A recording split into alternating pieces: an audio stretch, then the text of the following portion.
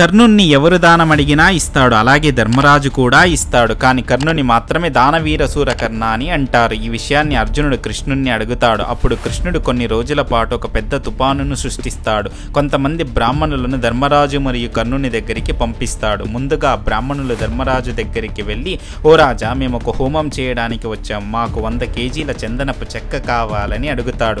ధర్మరాజు తన భటులను పంపి రాజ్యమంతా వెతికిస్తాడు. కానీ ఎక్కడ పొడి చందనపు చెక్క దొరకదు. హోమానికి తడి చెక్క పనికిరాదు కాబట్టి నేను ఇవ్వలేను, మరేదైనా అడగండి అని చెబుతాడు. అదే బ్రాహ్మణులు కర్ణుని దగ్గరికి వెళ్ళి 100 కేజీల చందనపు చెక్క హోమం కోసం కావాలని అడుగుతారు. కర్ణుడు ఆలోచించి తన భవనంలోని కిటికీలు తలుపులను పగలగొట్టి పొడి చందనపు చెక్కను బ్రాహ్మణులకు ఇస్తాడు. దానాన్ని ఇవ్వడం ధర్మం కాబట్టి ధర్మరాజు దానం చేస్తాడు. కానీ కర్ణునికి దానం అనేది స్వభావం.